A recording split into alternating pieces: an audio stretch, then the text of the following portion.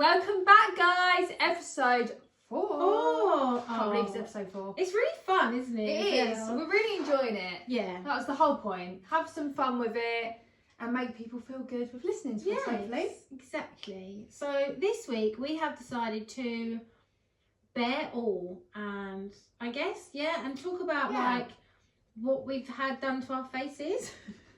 Believe it or not, This might take a isn't while. all natural. I know it looks natural, but it's not. So I guess We haven't said what the episode's called. what is it called? Bear all. Bear all. Confessions. Confessions of a filler addict.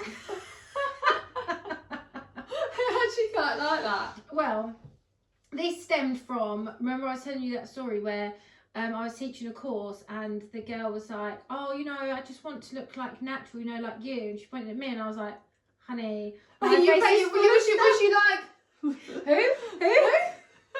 This one? I was like, I I this had like everything done. But this is the whole point, that we want to people to understand that the industry doesn't have to be that fake look. Like, I think that's what older generation think as well. Yeah. Like, as soon as you say you're getting lip filler, they automatically think you're gonna have lips out here. Yeah. You're gonna like, have like Botox a yeah, and- which is not the case. Like, I mean, you can have it done like that. if you really want it like that, But that's can. not what we. That's not what we teach. That's not what we like. That's not what we want. We like the natural look. It's meant to enhance. It's not meant to change how you look. It's meant to enhance how you look. Enhance your natural beauty. Yes, exactly. So I guess should we just start from the top down? So we need a checklist. Like, God. check. So forehead, Botox. Botox. You have Botox. Yeah. Don't you? Like, it is. Mine's really wearing off. Mine is wearing off. It's more when I go like that than like that. So typically we would have 3 areas. yeah, so frontalis, glabella, Glabella, and then Crow's feet. abicularis oculi. Oh, sorry, darling. So- Abicularis oculi. Yeah. So basically forehead, frown lines, and then crow's feet. Yeah, commonly known as your 3 main areas. So what actually is Botox? Do you wanna? Should I tell her? When you said in the last episode, do you want to explain what SPMU is? And I'm thinking, well, there's my version and your version, so I don't know why you're asking me to explain it. I'll just explain it as in Botox relaxes your muscles and stops you from having wrinkles. Yeah. That's my really common layman's way. terms. Yeah. Yeah.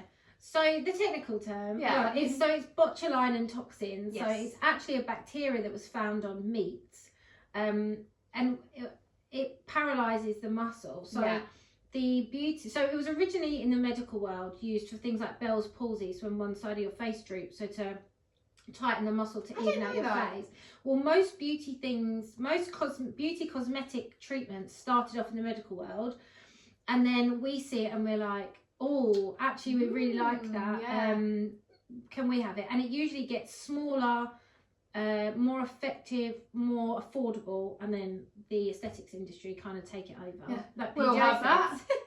So it's a synthetic copy. It's not the actual bacteria that you find in the meat. Synthetic copy, and it's injected into the muscle and it paralyzes the muscle. So the skin moves and causes wrinkles because the muscle underneath it moves and tires away at the skin and causes the wrinkles. So if your muscle can't move, your skin can't move, and then it won't create wrinkles. Yeah.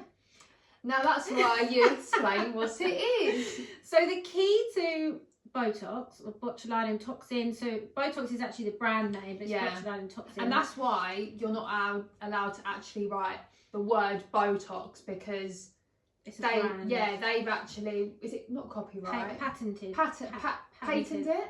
Patented. Patented it, whatever it is. That one. That one. So they've done that. So you probably see in quite a lot of our posts that we write like B-tox or just because you're not allowed to write it.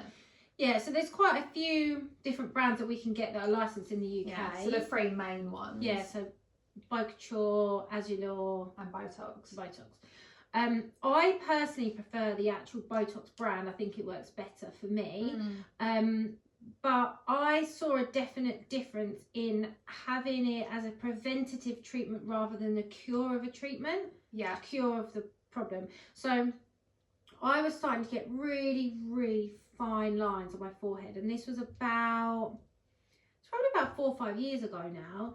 And now I have regular Botox. I now don't have any wrinkles even when it wears off. So if you see around my eyes, like I don't have any crow's feet at all. No. But that's because you're flawless, honey. Thank you. Well, but I'm explaining to people, like I say to people, oh, you know, do you have Botox? They're like, no, I don't need it. And I'm like, but no one needs it. We want it. Yeah, exactly.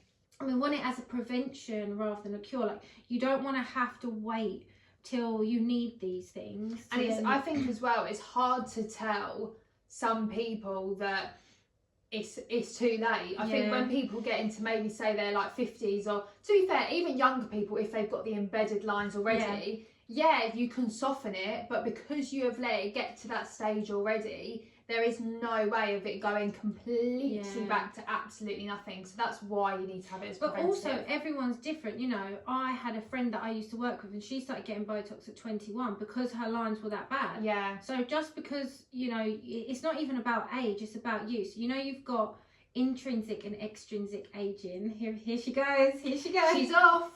But so our intrinsic aging, how we age intrinsically, I don't even know if that's a word. So intrinsic aging is something that we can't control. It's what we're born with. So it's our genes, it's our DNA. If our parents have good DNA, we'll look good DNA. So the best thing that will help you with anti-aging is if your parents have got good anti-aging. Which you can't help. Exactly. So extrinsic environmental aging or extrinsic environmental effects that cause aging are things like smoking, drinking alcohol, stress, UV damage, medication. I think UV damage is huge, isn't it? So do you know the top 3? Let's do a little quiz for you. Oh, a little quiz for it, okay. The top 3 things that age us. Okay. She said 1. So the sun, I definitely think smoking. Smoking's actually like down. Really? Like that shocks 6. me just because of the smokers' lines on people. I feel like are quite bad. Yeah. Okay, the sun. Oh, I don't know. So so UV damage is number 2. Oh, okay, number 1 then. Oh God, is it food related? No. Water? No. Alcohol? Oh God. No. I'm trying to think. What is something that's really, really bad for you? It's something that we all experience. Oh, I just made it more complicated, haven't I? So number 3 is medication currently. It actually used to be smoking, but recently it's changed to medication. Okay, so I was nearly there. Nearly. Yeah, so obviously medication affects our body in all sorts of ways, and it is a chemical and it is synthetic.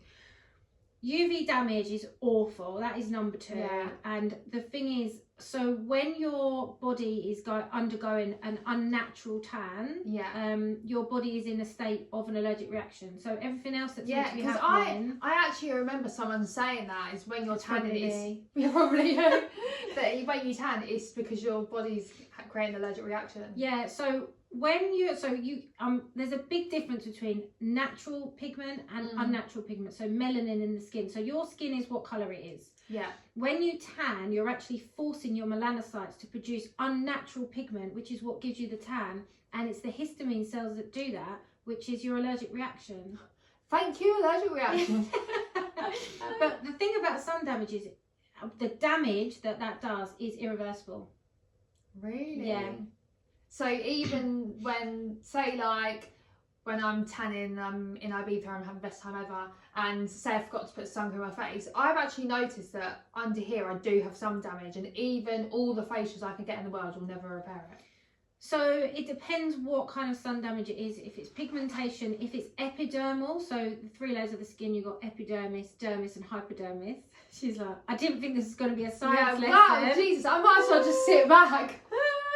No, it's good. I actually you can enjoy. Talk in a minute. I'll give you a chance. No, I actually enjoy it though because I'm really interested in this sort of thing anyway. Well, and it's good to get the knowledge and the awareness out because this affects everyone. So epidermal pigmentation and dermal pigmentation are quite different. So if you've got epidermal pigmentation, which means it's there all the time, it's a lot easier to get rid of than dermal pigmentation. Yeah. So if you've got dermal pigmentation, you know it's dermal if it only comes and goes when you're in the sun, in and out the sun. That's dermal. That's a lot harder to get rid of, because what you have to do is first bring it to the surface and then get rid of it. So it often looks a lot worse before it can then look better.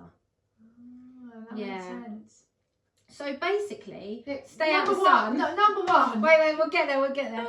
So UV damage, stay out the sun. It is terrible for your skin. Yeah, you might think you look great with a tan. Thing is, a little bit of a sun kiss and some vitamin D, fine. But what we shouldn't be doing is lying in the sun with, you know, factor 2 oil and tanning. Baby oil, that used to be a bad one, didn't it? I actually hear so many people of like, I think my mum even was someone that they were just used to cover themselves in baby oil. Foil to reflect the sunlight. Yeah. But it's like on Madagascar when there's them penguins sitting there. I think they've actually got foil. They definitely don't need to. No, they definitely don't. But what that does to your skin is irreversible, and the aging process is really sped up from that, because it actually depletes your vitamin E cells, which are essential to anti-aging. I hope you've all got your notepads out and your pen. Number one. No, I was just thinking, wait, what is that? Give me more of a clue. I've had a lot of it this week. Stress. Yeah. Yeah. Really? Stress is the main one. Yeah. So that really surprises me. Does it? So when you're stressed, it can cause. Sorry to keep butting in. No, I know it can cause a lot, but I didn't realise how that would take such a huge toll on your body. So when we're mentally stressed, it puts a strain on our body, but the decisions and the choices we make when we're stressed are detrimental to our skin and our body. So for example, when you're stressed, if you do smoke, you'll smoke more. You'll drink more tea and coffee and alcohol rather than water. You know, you'll probably go to bed late. A few more brandies every night. And these are the choices that we make, because when we're stressed, our body is in a heightened state and we don't make good choices. So not only are we stressing the brain, which puts stress on our body and our cells anyway, but all of the other choices, comfort eating, all of that, not sleeping properly. Yeah.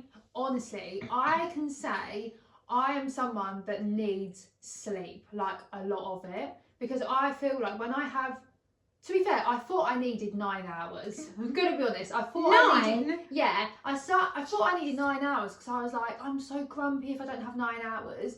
And then now I've started wearing my Apple Watch to bed. I've never ever done that, but I'm really like obsessed now with how much I'm sleeping in the evening. And my rough sleep is about 7 hours 40 minutes. Maybe you're having too much sleep.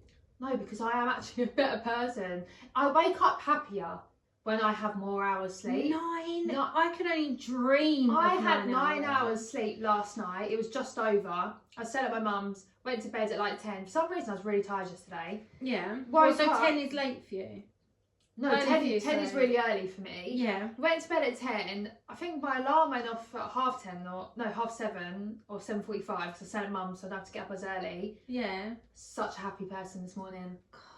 And very happy person. So how long does it take you to like get to sleep when you go to bed? Well, my Apple Watch is telling me not that long, because I look at my phone before I go to sleep, see what the time is, and then my Apple Watch is telling me what time I'm going to sleep, and I'm pretty sure it is within 15 minutes, 10 to 15 minutes of, which is weird, because I think I always do count to get to sleep. I don't count sheep, but I count like 1, 2, 3, 4, 5. Do you? Every single night without fail, and it always gets me to sleep. And at the moment, but to be fair, I am taking magnesium tablets, which is probably going to help with your sleep. Yeah, do you know what? I saw Beth the other day, and I said, "Oh, I'm just not sleeping, Mum." She was like, "You've got to get on the magnesium." Actually, she was meant to send me the link. I'm gonna ask her. Yeah, I've been doing, and I haven't been going to the toilet in the night as well. Normally, I always want to get up for a wee.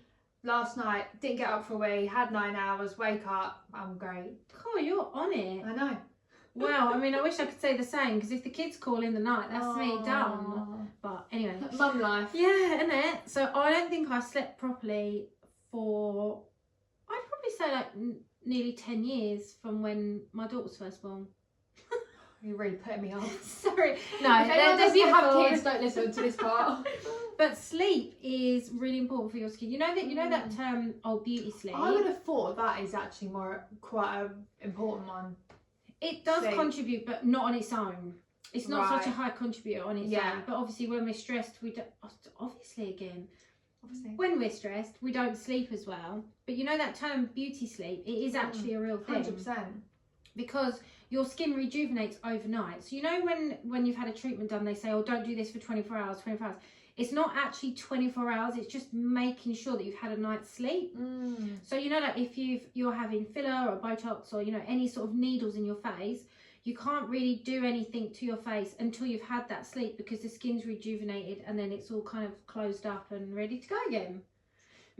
So, if you're going to, not that you should wash your face twice a day, you should always wash your face twice a day, but if you're only going to wash your face once a day, it's more beneficial to wash your face in the evening rather than the morning, because when you wake up the next morning your skin is rejuvenated and you should, you know, give it a cleanse. Natural oils, I guess, maybe. But that nighttime sleep, if you go to bed, this is why it's so important to take your makeup off at night as well, because your skin is rejuvenating. If you do not take your makeup off before you go to sleep, I have no words. I personally could not do that. I love my face feeling fresh.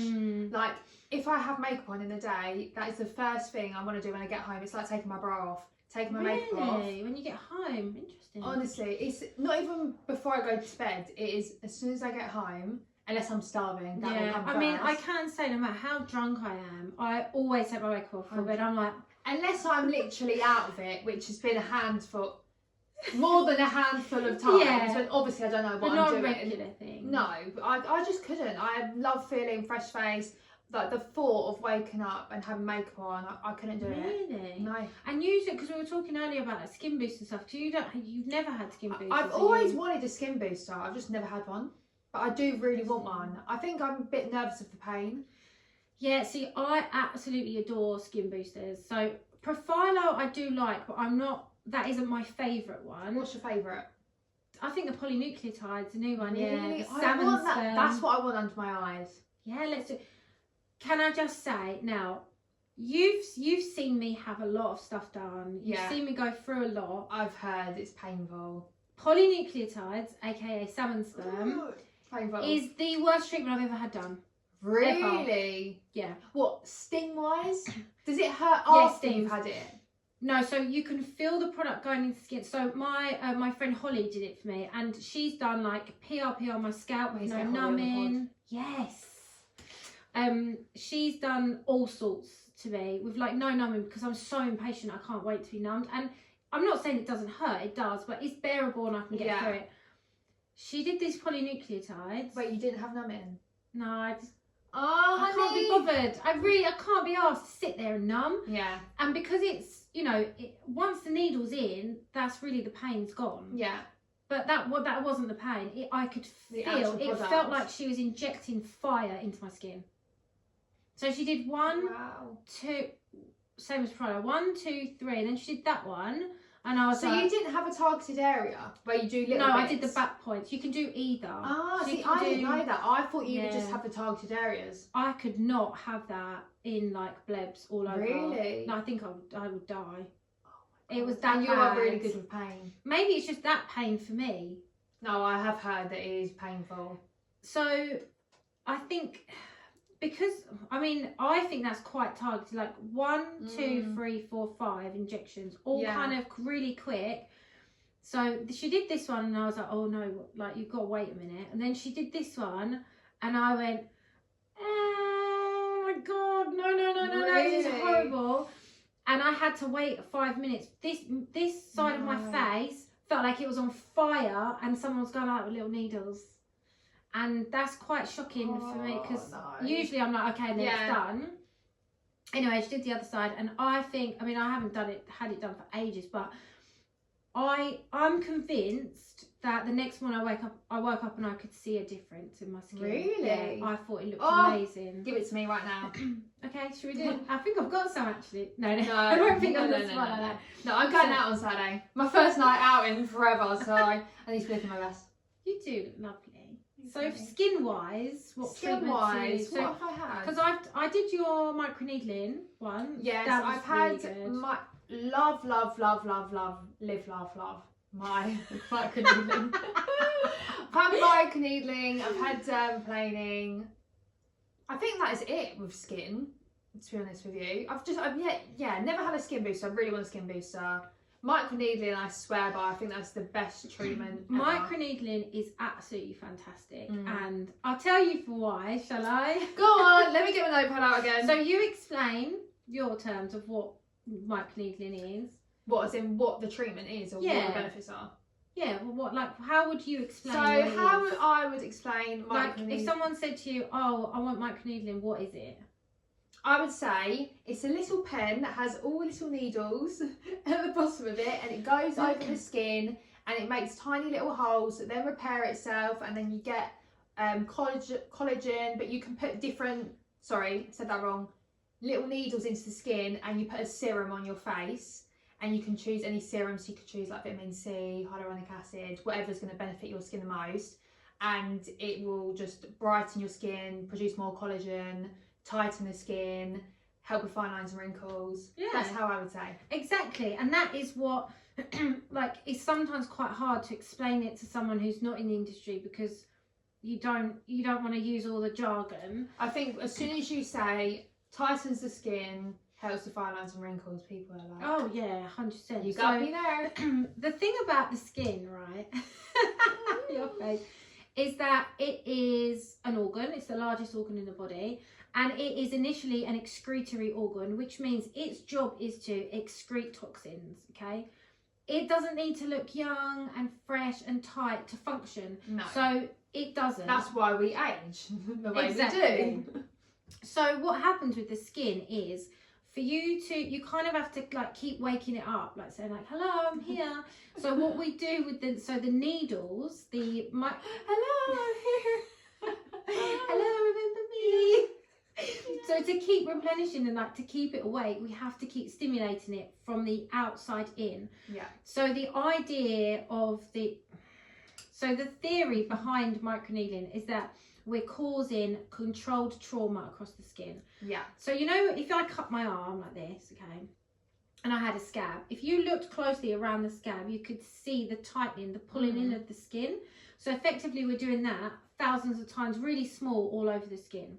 Now, the reason why it needs to be controlled and not uncontrolled is because otherwise we'll get scar tissue. And damage the skin. Yeah, so a scar, so if I cut my arm and it healed really quickly, not really quickly, sorry, if it healed, because it's uncontrolled, what happens is collagen is produced really, really quickly to help it heal, and that's what a scar is. Yeah. So that whiteness is collagen. Yeah. But because it's actually collagen type 2, but we'll go into that another time. Oh, Jesus. But it's wound collagen that's only produced when you get a wound. So that's why when you do microneedling, you have different depths on different parts around the face. Yes, but that's why the needles are so small, is because if they were bigger, you would cause scarring. Yeah. So the different depths on the skin is to do with what you're trying to target. So you need to, if you're targeting something in the epidermis, you need to make sure you're in the epidermis.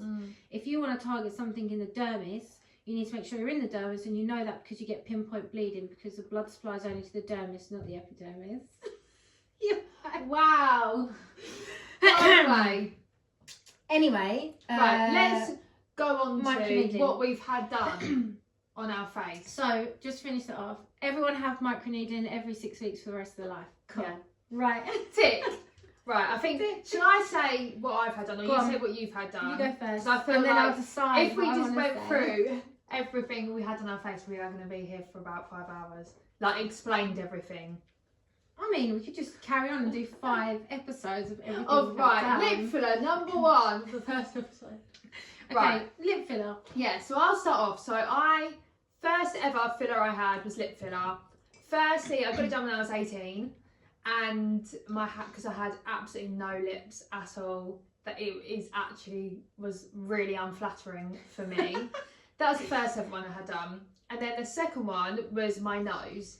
So I had a huge lump here, and also my nose like hooked over, and I really, really didn't like it. Wanted to have a nose job for years, but then ended up having filler, and I am happier with it. I think what I'm not happy with is when I speak, it moves. But I think I can get everyone Botox says- in there to stop that.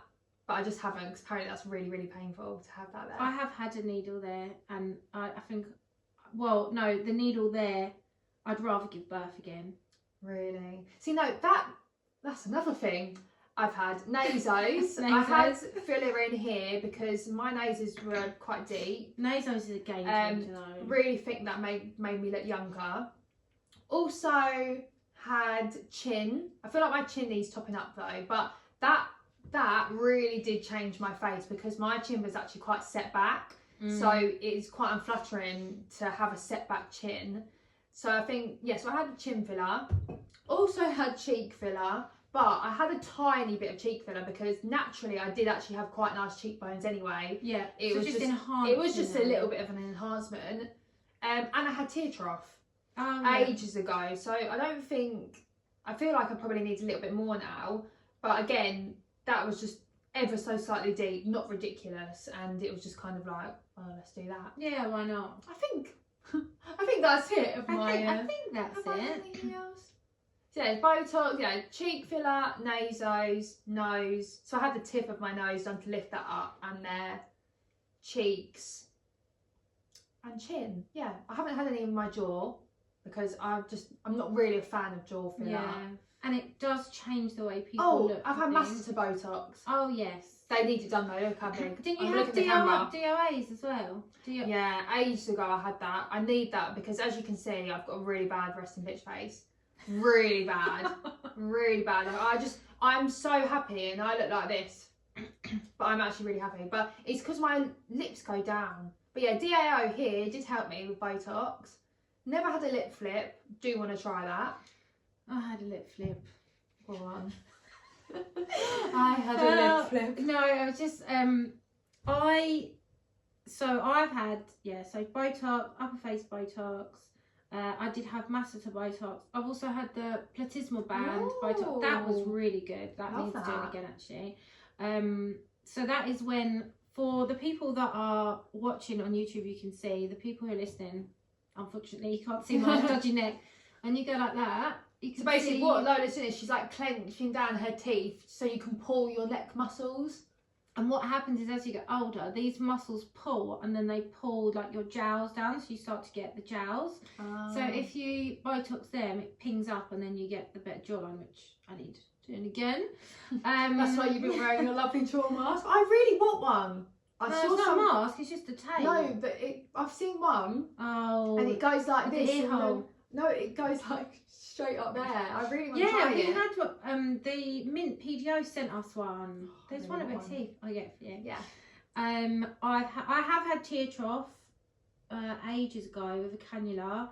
Cheeks is my thing that I think really suits me. Yeah, your cheeks are banging. Whenever I have my cheeks done, people go, "Oh, you look really good. Have you had your hair done?" Like, no one can ever work out what it is, but it definitely changes my face. And I think cheek filler done properly, like not so much cheek filler is definitely the way forward, isn't it? And mine looks better more here on the apex rather than further out. Nice. To be fair, when Adam done mine last time, he did do it more down here, rather than up here. I feel like we need to shout out Adam if he's watching. Yeah, because he's basically done our whole faces.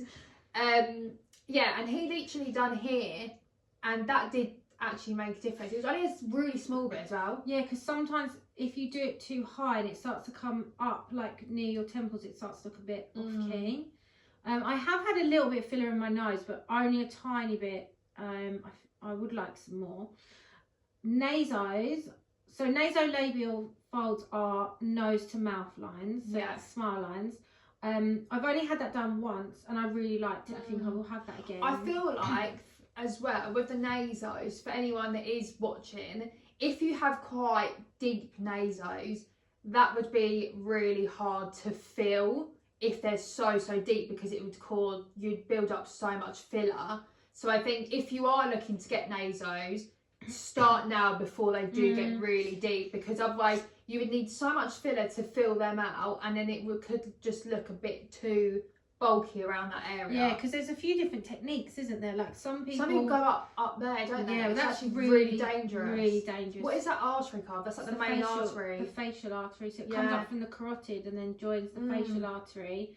But if you, because the way Adam does it is actually less painful because it's one straight injection. It's like a bolus of filler, so it tenses this bit out, and it's a lot well, it is safe because that little triangle you can inject into. So rather going like say the artery is like a ruler, instead of it going like you putting the filler upwards, you're going through it, so you're not going with the artery, you're going against it almost. Yeah, because with this one you can go straight to the bone, aspirate and inject, whereas this one, because you're moving around, it is so dangerous. And that's why we don't teach nasos on the foundation filler course. Absolutely not. It's really dangerous.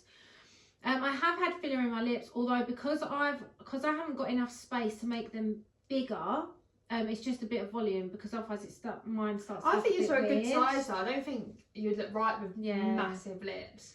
I have had a little bit in my chin actually. Holly put a little bit in my chin a little while ago because sometimes it's a bit square, but only like a tiny bit. I love chin filler. I think I've had lots of PDO threads. Love PDO threads. Have I had PDO? I've had PDO threads, I think, but I don't know where. I'm trying to think. I remember seeing a photo of me, and I've got them in. Didn't you have them here? The brow lift? No, I think I had them here. Around my cheek area, maybe like here. Yeah. Because I remember, I feel like I had a bruise, so that could be something else. Could be lying. Well, I really love PDO threads, and I think they make a huge difference. So, PDO threads are they were originally again used to suture the heart, so they're collagen catalysts. So as they break down in the skin, natural collagen replaces them. So they're brilliant for like jowls, neck, because obviously it's really hard to target the neck because there's not enough bone Quite structure. a lot of people get confused with PDO threads, don't they? And what's the other threads called? No. Cogs, that's it. Is that right? PDO and so cogs. PDO are the little ones that sit in the skin. Yeah, so they don't change the shape of, say for example, there was quite a lot, I don't know if it was 2 years ago or maybe even longer, when people was getting a lot of the cog threads that actually physically change your appearance, don't they? They're the ones that hang out the skin and you pull them like fox eye. But you know that doesn't even last. Yeah. Because they say like, people just go down, otherwise you have to like tape it up for ages. Yeah, because we had one student that came in, she said as she walked out the shop it snapped and like her eye literally fell down, it was bleeding everywhere. But the fox eye, because they banned it in Scotland. Really? Yeah, it was really, really popular. Wow. But it will go back to normal within a couple of hours. Yeah, that's good. So it wasn't, cogs are not as great as they look. There's certain things that you can do, and you know they are good if they're used in the right way, but a lot of the things that were being put online and stuff weren't actually real, which we know is usually the case. What was I going to say about the lip flip? Yes. Oh yeah, talk about the lip flip. So I had a lip flip it's probably about 6 months ago. So the difference between lip filler and lip flip is lip filler is actual filler injected into the lip to increase the volume, whereas a lip flip is actually done with Botox and it's put like around the Cupid's bow to actually relax your upper lip so that when you smile and stuff, you keep the whole volume of your lip. Yeah. The only problem was you can't use your upper lip properly. I've heard so many people say this, that they can't. Someone's podcast I was listening to, and they said they couldn't pronounce their P's properly. Yeah. So B's, and they couldn't drink straws properly. Yeah. So say I had a lip flip like this, I'd be going like this, and I couldn't. You can't grip with your top lip. It's the strangest feeling ever. And I've not had it. I do really want to have it though. Personally, I didn't. I liked the effect of it, but I didn't love it enough to it feel looks like nice, but it's not practical. Would you say? Yeah, I found it. It really bugged me. I was like, why can't I do it? And how long does it last? Like 3-4 months. Okay. But I couldn't talk properly, so I'd be like. So that is everything on my face. I don't think I've had much on my neck. No, just the platysmal bands. PRP on my scalp. Love a bit of PRP. I really want to have that. And I did have the JC something, the hair filler as well. Oh, not heard of that. Yeah, I didn't overly see a difference between that and the PRP, but I really liked the PRP. Nice. Definitely. So maybe if anyone wants to hear about it, we can go into more detail about our faces. Write in the comments or message us on our social media page. It's called the Eclipse Pod, but it is Eclipse Podcast Behind the Beauty Mask. Yeah. Oh, that rhymes. So shall we do our snakes and ladders story? So last time, did I do snakes? I done snake, you done ladder, so we'll swap this time. So do you want to do the ladder first and I'll do the snake? Okay, I'm trying not to read it. This is the ladder. So just the title's there, but obviously I just titled it, so don't read the title. Just read the story. Right. So this is the ladder. So this you know how much I love reading a story. So this is a success story from one of our ladder episode 4. Right. If you told me years ago that I'd have my own beauty business, I probably would have laughed. Because back then I was doing facials on my friend in my tiny bedroom, using whatever skincare bits I could afford, praying they wouldn't break at the next day. Oh, I started out the way a lot of us do, practicing on anyone who would let me, watching endless tutorials and dreaming about having a real place to work. But getting there, not easy. I worked long hours in salons, took on extra training whenever I could, and had those moments where I thought, am I even good enough for this? Oh, stop. That makes me sad. Then one day I thought, why not just go for it? I started small, renting a chair in a salon, building up a client base and saying yes to every opportunity that came my way. Was it scary? Absolutely. But little by little, I started seeing my books filling up. Clients came back, they told their friends, and before I knew it, I had something real, my own business, my own clients, and a career I actually loved. Now I look back at where I started doing dodgy eyebrows waxes on my mates in my kitchen. That sounds like me. Yeah. And I realise every single struggle was worth it. If you're in early stages of your beauty career, just remember, keep pushing, keep learning, trust yourself. The glow up is coming. Oh, what a lovely message. But that is what it's about. Just keep going. I feel like, especially this week, I've really been putting on our social media about never giving up. Like, you've always got to start somewhere, and it's so true. Like, you're never going to be the best of the best when you first start out, and nothing worth having comes easy. So put in that hard work, and that just clearly shows that it is about it's consistency. It's keeping showing up, you know, even when you don't want to do it, keep doing it. And like, I had I put something on my story the other day about, oh, she's so lucky, like, because I have so many comments of people to me like, oh, you're so lucky, and I'm like, no one sees the hard work that goes into it.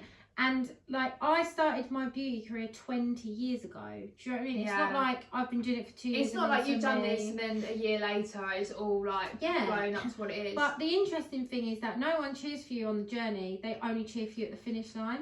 Because I've had people coming out the woodwork on my social media saying, oh, should we have coffee and catch up? And I'm like, and do you know what as well I find? It's so true. And as well, I find people will never share like posts, like businesses on their social media accounts until they see that you've got a bigger platform or you've got a bigger following. Like, why is everyone cheering? Well, not everyone. Why are some people cheering for those big businesses that you have no idea who they are, but you're not going to support your friends, your best friends that you've known for years, just because they've got a smaller business? Like, and then, because when that business does rocket, which a lot of them does, then does annoy me. Yeah, and clearly everyone's stronger together. The more support you've got, the more support you have. Like, when I had my first salon and I was pregnant with my daughter, I would still take out the bins and clean the wax off the floor and stuff, because, you know, why should you? Yeah. We just look at each other like, yeah, why not? We didn't even say the full sentence, but we know. I just knew what you was going to say. Honestly. No, I'm it does annoy me, but that's why I make such a conscious effort with people I care about and people that are around me, because I'm such like I really want everyone to succeed. Like, I really genuinely do. There's enough business for everyone. There is, and you can't. That's why I'm so like, I want to make people feel good. Yeah. because that's what I want back in return. Yeah, and that's Not that I do it to do that, but I know how it feels and I know how amazing it is. Yeah, and the thing is, the more you kind of like, if you start liking people's pictures, the more they're likely to like yours. But I've for ages, I didn't even realise that I wasn't liking people's pictures. Like, I just got into this habit of like watching reels, liking it, but not physically liking it. And now I do it on everyone's. Yeah, I'm like, love it. I used to do that. I'd be like, oh, that's really nice, and then just forget. Or just keep flicking past it. Now I'm like, comment. Okay, let's do the snake. The snake story. Okay, so you know those moments where you just know something is about to go horribly wrong, but it's already too late? Yeah, that was me during this spray tan appointment. Oh God! We've all been there. So a client comes in wanting a deep bronze glow for her big event. She's buzzing with excitement and all chatting away, and I'm just doing my thing, making sure the tan is applied evenly. Everything looks fine until suddenly she says, oh, by the way, I had a shower right before coming in. That's fine, right? I freeze. It's absolutely not fine. For anyone who doesn't know, fresh tan and freshly showered super soft skin do not mix. She moisturised her skin top to toe. So no, because you're only meant to do the dry bits, aren't you? Putting like a bit of moisturiser. Yeah, so moisturiser is a barrier. So basically, if you put the moisturiser on, it's and it. What was it? Oh, the tan won't absorb properly and it will develop in the most random, streaky, horrible way. No. But at this point, she's already marinated in the solution. So all I can do is hope for the best and send her off with instructions. No sweating, no water, and don't touch the skin for 8 hours. Anyway, fast forward to the next morning, my phone rings and it's her. Help, I look like a giraffe. No way. I opened the picture she sent me and oh my God, it's worse than I ever imagined. We need these pictures. I know. Patches everywhere, dark streaks running down her arms and somehow bright orange feet. She looks like she's got camouflage pattern going on. Cue emergency damage control. She rushes back in. We exfoliate, bath, blend and somehow managed to fix it. Just so she ended up not looking like a tropical fruit. But the moral of the story is, always ask your client if they've had a shower and moisturised first, and if they say yes, run. Oh my God! I hope she wasn't going to an event or anything. Do you know what though? Because I don't get spray tans, I know I'm not meant to moisturise everywhere. It's just dry areas, but I wouldn't know that I'm not meant to have a freshly shower. Yeah, so I mean you can have a shower, but the problem is what people do after the shower. So if you put deodorant on, I know you're not. If you put that goes green, doesn't it? Yes, deodorant. really bad. You're like, I know, I've been there. Yes, well because I used to do spray tans a lot, and it was really difficult because people lie. When you say, oh, have you put deodorant on, they say no, and then you spray them under and it goes bright green, and you're like, well, obviously you have. Yeah, or you just haven't had a wash from yesterday. And then if you done it yesterday. If you put moisturiser on, it creates a barrier. But if you have a tan moisturiser on, it just helps to not, so the DHA doesn't cling to it. But if you've got an oil based, it will basically mix together and make like stripes like that. I would actually be mortified. Especially imagine if you had like a wedding. Yeah, that's what I'm saying. Or something to go to. Oh, you'd just have to be scrubbing so much, wouldn't you? Well, the thing is, once it's developed, it's quite difficult to get off. That. What's that film? Is it Bride Wars where she's bright orange? Do you know what? As she was speaking about it, I was thinking about that film because she does the tan and then to the other girl, she has the blue hair. That's one of my favourite films, actually. I love that. Bride Wars, that's a brilliant one. Definitely a fave. Okay. Oh my God, is that the end of that? Yeah, how quick did that go? Honestly. So it's like 45 minutes, but then with it, because we wanted to make it, we didn't want to make it an hour because I don't know about you, but I can't really concentrate for an hour. Yeah, you bore me after an hour. Well, we could sit here and talk here for hours. No, we actually could. I don't know if anyone would want to listen to us for hours. We don't know how interesting we are. Hopefully you are a little bit. Yeah, guys, can you please give us some feedback? Are we interesting? Are we boring? Or should we not talk about things? Or do you want to hear more about what does everyone want to hear us talk about? Like, honestly. Otherwise, we're just going to keep talking about We're here to be honest. So let us know. Yeah, oh God. Okay. Well, let us know. So, yeah. thank you for watching, and Thank we you hope so you much, enjoyed guys. it. And we look forward to the next one. Yeah, see you then. Bye. Bye.